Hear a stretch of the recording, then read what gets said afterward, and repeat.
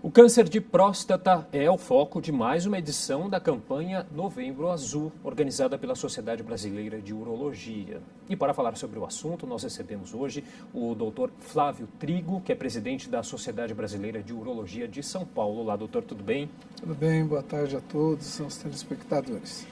Bom, somente entre 2016 e 2017, 61 mil novos casos de câncer de próstata foram estimados pelo Instituto Nacional do Câncer, o INCA, né? O que tem acontecido, doutor? Mais homens estão ficando doentes ou mais homens estão fazendo o diagnóstico da doença?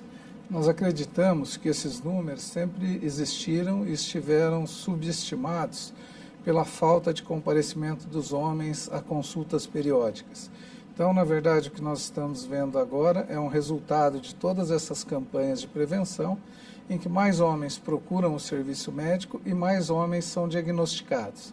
É importante frisar que 20 anos atrás, a maioria dos cânceres de próstatas diagnosticados eram numa fase já avançada, ou seja, você fazia o diagnóstico muitas vezes pelo sintoma da metástase óssea, etc. Diminuindo muito a chance de cura. Diminuindo também, né? muito a chance de cura e aumentando muito as sequelas de tratamento. Hoje, mais de 80% desses diagnósticos são com o câncer restrito à próstata, numa fase inicial e, portanto, com uma ótima chance de cura e um baixo risco de sequelas. Quer dizer, doutor, na fase inicial da doença, não há sintomas ou os sintomas não são tão claros como em fases mais tardias? Idealmente, nós devemos diagnosticar o câncer de próstata antes que ele dê qualquer sintoma. O que acontece muitas vezes é que o indivíduo tem sintomas de hiperplasia benigna da próstata, ou seja, ele tem um aumento benigno da próstata e com isso diminui o jato urinário, ele vai várias vezes ao banheiro, ele acorda à noite para urinar. Embora não sejam sintomas específicos do câncer da próstata, as duas doenças podem coexistir. Então, todo indivíduo que tem esses sintomas urinários, ele deve procurar o médico, o urologista, não só para melhorar esses sintomas, como também para ver se não existe um câncer associado que pode mudar o tratamento. Agora, essa preocupação, doutor, se dá aí acima dos 50 anos, é isso? Os homens têm que fazer o exame só a partir desse momento? A Organização Mundial de Saúde recomenda que todos os homens devem fazer anualmente o exame de toque retal e a dosagem do PSA. Indivíduos de raça negra devem começar um pouquinho antes, a partir dos 40, 45 anos. E também os indivíduos que tiveram história familiar de câncer de próstata. Por exemplo, se você tem um parente direto que teve câncer de próstata, sua chance duplica.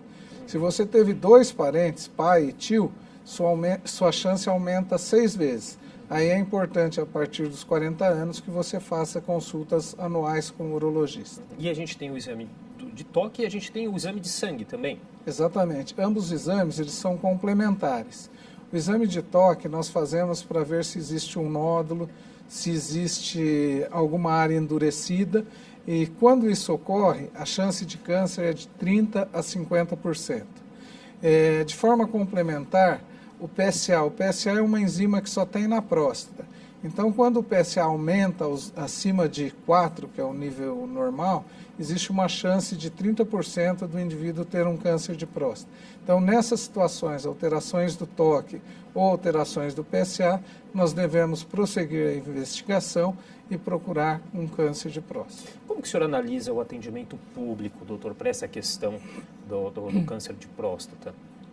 O atendimento público, ele enfrenta ainda algumas restrições orçamentárias, mas eu diria que em relação ao câncer de próstata, é uma daquelas ilhas de excelência. Claro que o paciente, quando ele tem algum sintoma, quando ele tem alguma alteração desse exame do PSA, muitas vezes pedido por um clínico, às vezes ele demora um pouquinho para ter acesso, mas uma vez que ele tem acesso, o sistema público tem uma eficiência bastante razoável em analisar o caso, tratar, realizar a operação, caso ele precise. Doutor, por que é tão importante a gente ter essa campanha, né, todo ano do Novembro Azul? O que a gente pode falar sobre a campanha esse ano? O que foi preparado? Que tipos de eventos?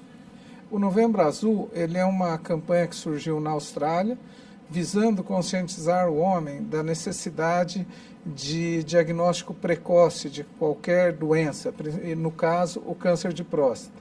Eu diria que nós aprendemos muito com as mulheres. As mulheres têm o Outubro Rosa, elas já são conscientes da necessidade de realizar exames periódicos e a filosofia é sempre a mesma. Toda doença que você diagnostica no começo, ela é mais fácil de ser curada. No caso de câncer de próstata, os índices de cura são superiores a 80%, poucas doenças têm isso.